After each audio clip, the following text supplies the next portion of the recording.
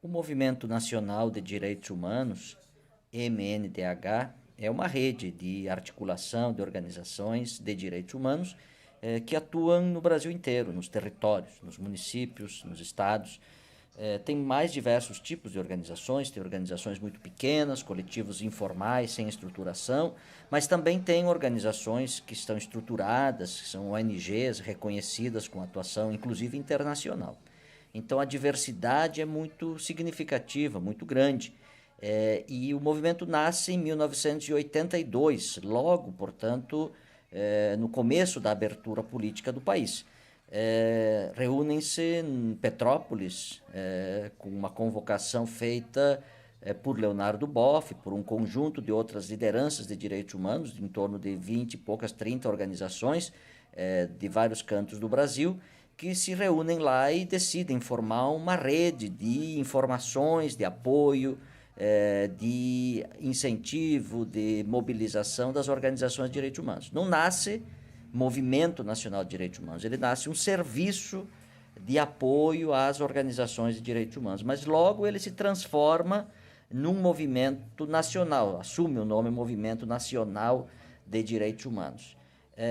Vai fazendo encontros anuais, e esses encontros depois vão se transformar em encontros a cada 2 anos, mas logo nos primeiros anos, já em 1986, no encontro de Olinda, é aprovada a Carta de Princípios, que até hoje é a carta fundacional, a carta assim, de orientação de fundo do que é o Movimento Nacional de Direitos Humanos.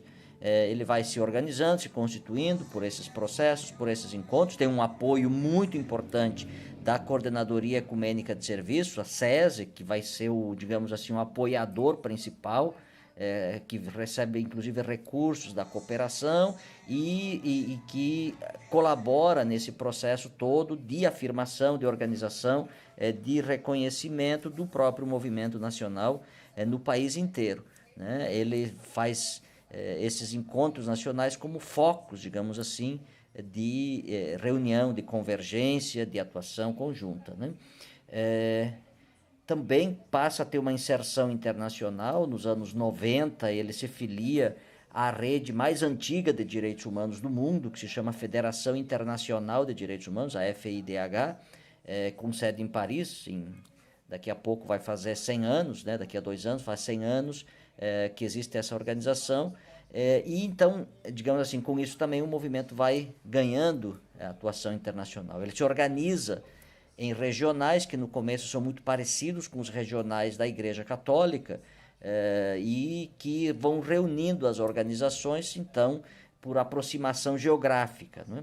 Depois de alguns anos, nos anos 2000, se passa a constituir o que se chamou de articulações estaduais. Portanto, o movimento deixa de ser regional, como no Sul, por exemplo, o Regional Sul 2, Rio Grande do Sul, Santa Catarina e Paraná, o Regional Sul 1, que era São Paulo, por exemplo, né? O Regional Minas, o Regional Leste, que era Rio e Espírito Santo, o Regional Nordeste, que era o que tinha maior número de estados, né? O Norte 1, o Norte 2, o Centro-Oeste. Então, daí em diante, nos anos 2000, ele passa a se fortalecer através de organizações e articulações estaduais para dar mais capilaridade, mais proximidade para as organizações. O Regional Nordeste, do qual o Ceará foi sempre parte, sempre foi uma referência muito importante do ponto de vista de organização, de ação. Foi um dos primeiros cursos, por exemplo, de especialização em direitos humanos feitos no Brasil, junto com a Universidade Federal da Paraíba, com apoio do movimento italiano, apoio e com a organização do MNDH Regional Nordeste, sediado na Federal da Paraíba, organizam um curso de especialização que forma militantes de direitos humanos e forma o que depois vão ser pesquisadores. Na época não se tinha mestrados, doutorados em direitos humanos. A Paraíba, inclusive a Federal da Paraíba, vai ser uma das primeiras que vai ter um mestrado em direitos humanos mais tarde, em função exatamente desse germe original. É ali no Regional Nordeste, sobretudo com apoio do Gabinete de Assessoria Jurídica Popular, o GAJOP, que se organiza o DH Internacional. O MNDH é uma das primeiras organizações do Brasil que litiga na Corte Interamericana de Direitos Humanos. É do MNDH a organização do caso Maria da Penha, ali do Ceará, que depois vai, inclusive, resultar numa condenação do Estado brasileiro para que o Estado brasileiro formule uma legislação que proteja as mulheres vítimas da violência, exatamente em decorrência do fato de que o Estado brasileiro não fez o julgamento em tempo razoável do crime cometido contra a Maria da Penha. Então, para dar mais um exemplo de como o MNDH foi pioneiro em todos esses processos, inclusive na ação internacional, e o Nordeste teve um papel, desse ponto de vista, sempre muito importante. Eu conheci o Movimento Nacional de Direitos Humanos, apesar da organização da qual eu sou parte, a Comissão de Direitos Humanos de Passo Fundo,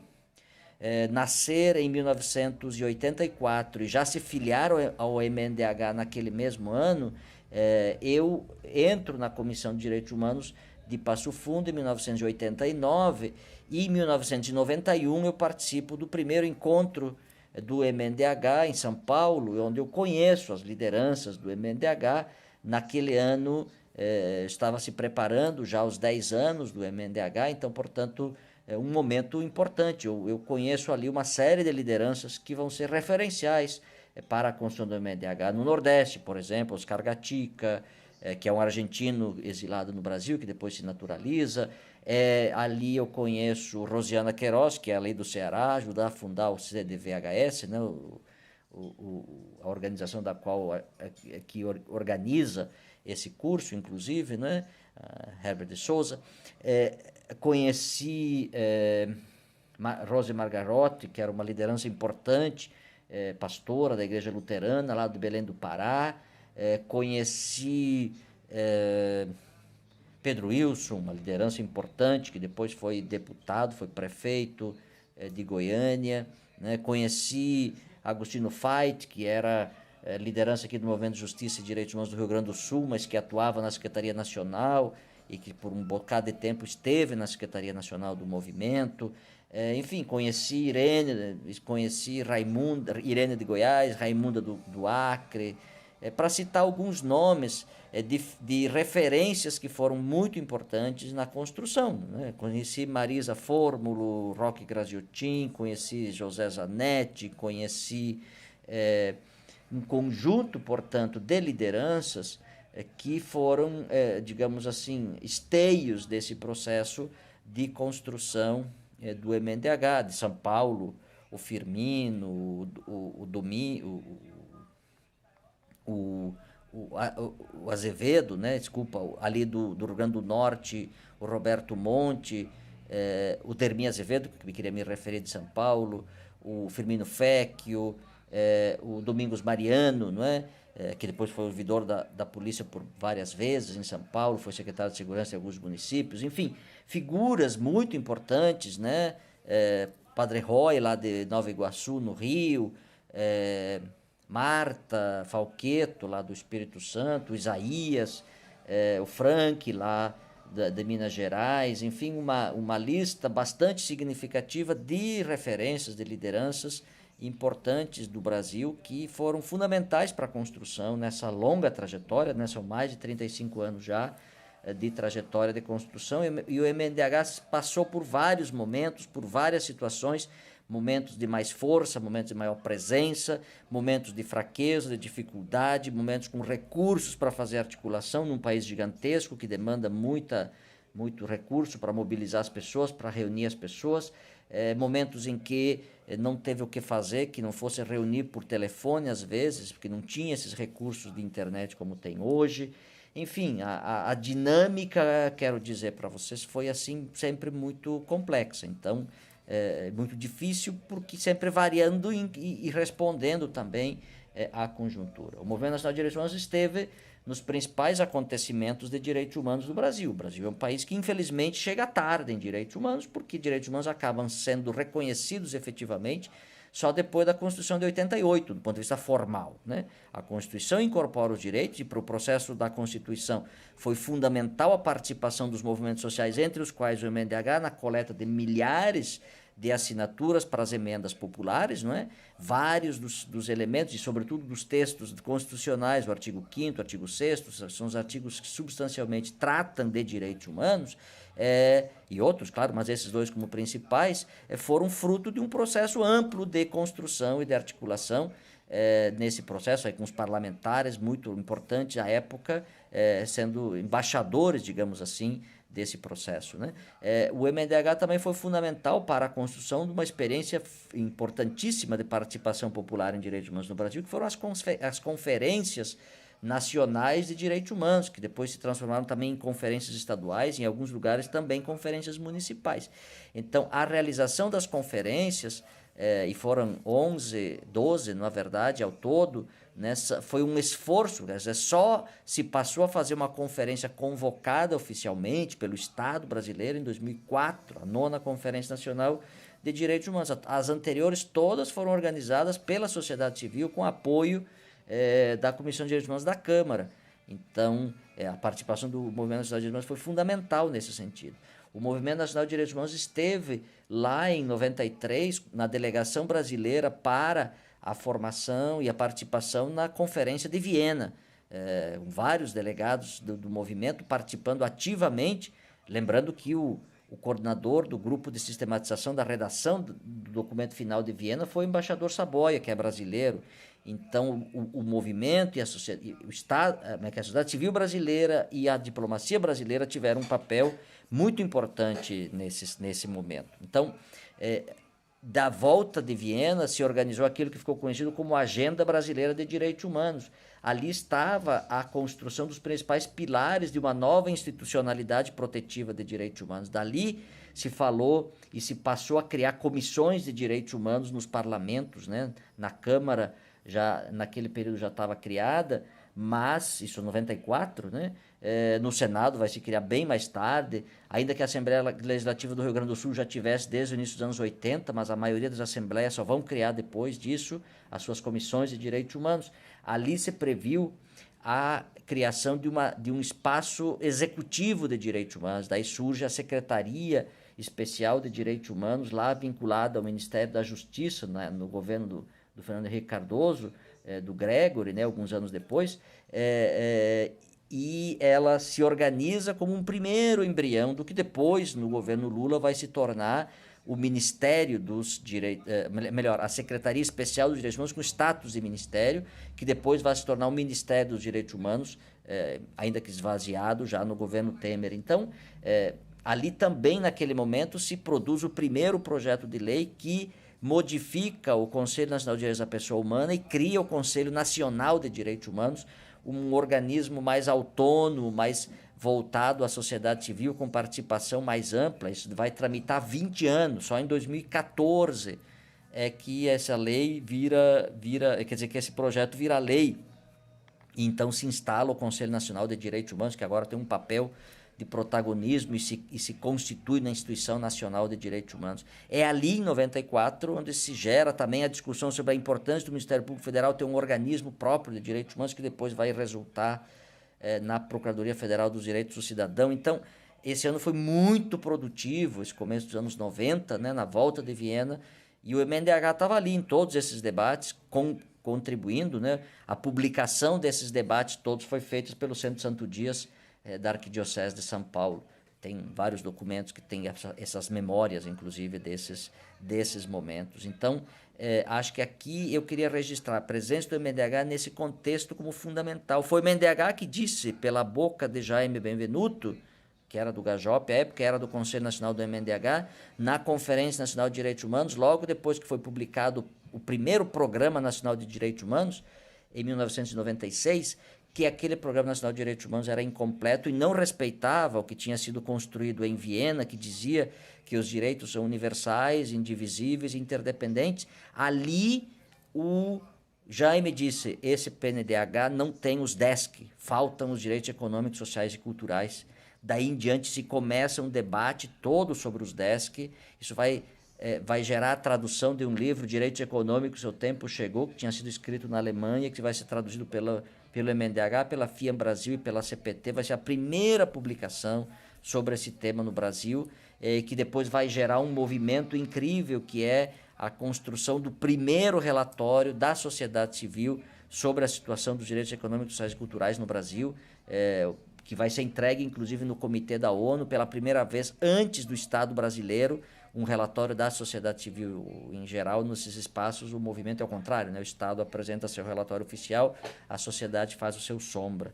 O Brasil fez o contrário, apresentou o relatório da sociedade civil porque o Estado não apresentava.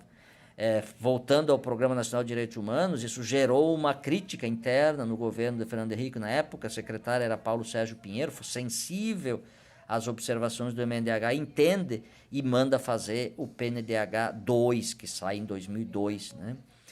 E depois vai se desenvolver e vai se traduzir lá na frente, 7, 8 anos depois, em dezembro de 2009, no PNDH 3, que vai ser pela primeira vez um PNDH que efetivamente vai dar conta da complexidade, do conjunto das questões de direitos humanos de uma maneira mais complexa, sob o governo Lula, ainda na secretaria o ministro Vanucci. Então, nesses movimentos todos e na formulação de todos esses documentos, o MNDH cumpriu sempre um papel crítico, um papel forte de proposição, de debate, de crítica e, portanto, presente na formulação das políticas públicas, né? É do MNDH a proposta de criação do Programa de Proteção a Vítimas e Testemunhas Ameaçadas, que é o PROVITA, que depois vira lei, a partir de uma experiência de Pernambuco, de uma experiência do Espírito Santo, que são os primeiros programas, mas que depois, já há mais de 25 anos, né, programas que vão efetivamente fazer a proteção das pessoas que estão ameaçadas por terem sido testemunhas de processos penais, ou então todo um movimento para proteger as pessoas e com isso colaborar para a superação da impunidade, não é? Enfim, há um conjunto, portanto, as denúncias que foram feitas no Acre contra lembrem, o tal esqueci o nome dele agora, mas era o fulano da motosserra, né, que matava pessoas e serrava, foi feito pelas organizações de direitos humanos lá do Acre. Enfim, a presença do MNDH foi muito forte, continua sendo muito forte na sociedade civil, no apoio aos movimentos sociais e, sobretudo, também na incidência pública para a formulação de uma institucionalidade protetiva. O que eu quero ressaltar agora para terminar nessa última parte é a presença do MNDH nas organizações e no fortalecimento das lutas da sociedade civil. O MNDH participa do processo de organização do MST, fortalece o MST nos estados, ajuda a organizar, apoia, advoga nas situações de desocupação, enfim. O MNDH ajuda no processo de organização dos movimentos urbanos de moradia, de movimentos mais diversos de saúde. O Centro Gaspar Garcia de São Paulo é uma referência nesse tema relativo aos direitos da cidade. O SENDEC no Pernambuco, né? Os direitos culturais ali, o CDHMP lá no Rio Grande do Norte, que vai organizar o principal acervo eletrônico com materiais de direitos humanos, que é o DHNet. Enfim, ali a Sociedade Maranhense de Direitos Humanos e a sua referência na atuação no tema da proteção dos quilombolas e da luta pela terra, dos indígenas, não é? A Sociedade Paraense de Direitos Humanos, uma referência, o CEDEP do Acre, uma referência importante no Acre, o CEDEP de São Paulo, que ali no Campo Limpo vai ser uma referência importante da organização das periferias, mas já falei do Santo Dias, da Comissão de Justiça e Paz, do Gaspar Garcia. No Rio de Janeiro, o Bento Rubião, que vai ter uma função fundamental da organização ali das favelas, no Rio de Janeiro. O CDH da Serra, no Espírito Santo. A Comissão de Mortos Desaparecidos, enfim, a ATR para organizações do campo ali na Bahia, enfim, não quero ser injusto, porque vou esquecer com certeza de muitas organizações, mas me lembro dessas como organizações muito referenciais em todo. O CDH de Betim, não é? No Minas Gerais, o IBRACE em Goiânia, o Cristalândia em Tocantins, CDH de Cristalândia, né? O Dom Máximo Bienes em Cáceres, do Mato Grosso, o Marçal Tupano no Mato Grosso do Sul, enfim, o CDH de Londrina, ali do Paraná, aqui em Santa Catarina, a CDH de Joinville, de Brusque, de Lages, que foram sempre muito referência. Aqui no Rio Grande do Sul, o CDH de Caxias do Sul, que teve um papel muito importante na articulação, o CDH de Passo Fundo, do qual eu sou parte, que também tem uma trajetória importante de participação no MNDH. Enfim, não quero isso para lembrar de algumas organizações, instituições e entidades filiadas ao MNDH que se constituem referência na sociedade civil, em referência no apoio. Não são ONGs profissionais, não são grandes organizações, são organizações que têm uma atuação muito, muito orgânica, como é o CDV, ali no Bom Jardim, né, em toda aquela grande região empobrecida, contraditória, mas ao mesmo tempo maravilhosa, que eu tive a oportunidade de conhecer ali em Fortaleza. Então, e outras organizações que tem ali, importantes ali no Ceará, enfim, nos vários estados do país. Então, acho que é importante ressaltar que o MNDH tem uma presença nesse processo de fortalecimento do movimento, das organizações e dos processos de fortalecimento da educação, da organização popular nesse país. E também não podia deixar de dizer a presença forte do MNDH nos processos de formação da educação popular em direitos humanos. Ou seja, a construção de uma prática de educação em direitos humanos muito vinculada à educação popular. Por isso que a gente chama de educação popular em direitos humanos, que depois vai se transferir para espaços acadêmicos, mas que fundamentalmente forma sujeitas para a organização e para a luta de base, de movimento e de processo de luta por direitos, né? Porque acredita que, no fundo, fazer direitos humanos é fazer luta por direitos, é fortalecer aqueles que estão excluídos ou que foram marginalizados ou que são empobrecidos na sociedade. Também dizer que o movimento construiu e consolidou nesse processo todo uma concepção de direitos humanos, que a gente chama de uma concepção histórico-crítica ou uma concepção popular transformadora de direitos humanos, né? Lá na Carta Fundacional do movimento já fala desses compromissos, que lá diz que os direitos humanos é a própria luta pelos direitos humanos daqueles e daquelas que não têm direitos. No fundo, essa compreensão, essa concepção histórico-crítica, essa concepção popular transformadora de direitos humanos que o MNDH foi construindo e que também foi sendo sistematizada ao longo dos anos em alguns documentos. Isso está no documento institucional, está na Carta Fundacional, enfim, está nos documentos do MNDH, mas que traduz um pouco um modo de compreender os direitos humanos que não está vinculado tanto às institucionalidades, mas está muito vinculado à formação de processos, de subjetividades, formação de lutas, formação de processos de construção, portanto, daquilo que a gente chamaria de potências e de fortalecimento dessas potências, inclusive contra as potestades ou as potestas que insistem, em geral, em ser violadoras de direitos humanos, né? Então, para isso, a denúncia do Estado como agente violador. Por isso que a consigna do MNDH é luta pela vida contra a violência, né? Quando diz isso, põe a vida não como um direito, mas como condição de todos os direitos. Essa é a nossa luta principal e, junto com isso, a ideia de que para que a vida se afirme, para que existam direitos humanos, é preciso enfrentar todas as violências, e para que não haja violência é preciso que nós vivamos num Estado democrático, é preciso que nós fortaleçamos a participação popular, é preciso que também a gente diga, num tempo como esse de hoje em dia, que de alguma maneira é um tempo tão necrófilo, tão ultraliberal, tão centrado no individualismo, que todas as vidas valem. Então, hoje a gente diz, todas as vidas valem pela vida, luta pela vida contra a violência. Então, esse acho que é o nosso legado como movimento, essa é a nossa construção.